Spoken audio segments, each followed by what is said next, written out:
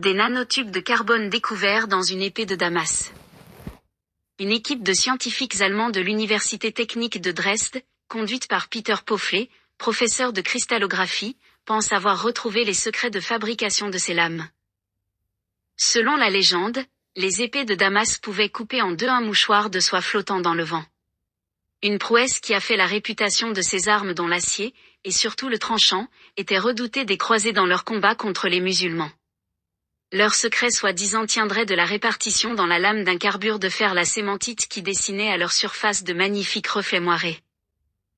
Mais une équipe de scientifiques allemands de l'Université technique de Dresde, conduite par Peter Pöffler, professeur de cristallographie, pense avoir retrouvé les secrets de fabrication de ces lames. Elle en révèle une partie dans la revue Nature du 16 novembre.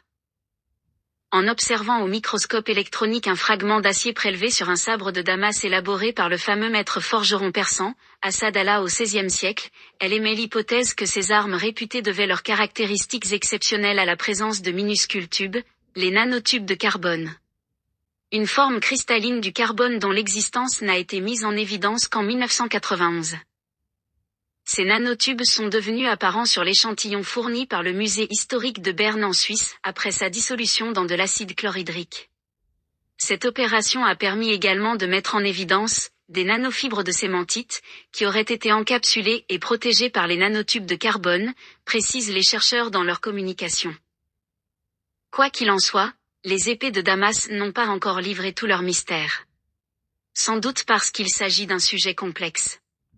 L'acier de Damas a été produit pendant 1000 ans par les musulmans qui ont gardé ce secret dans leur histoire. Et surtout ne pas confondre avec l'acier damassé qui lui ressemble mais juste esthétiquement.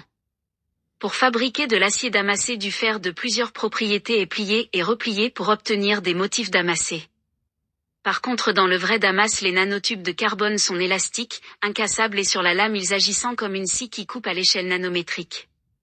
C'est pour cela qu'elle pouvait facilement casser les épées des croisés en acier par exemple, ou couper un mouchoir en soie flottant dans l'air. La découpe était d'abord atomique en rentrant et fendant les atomes de la matière à couper.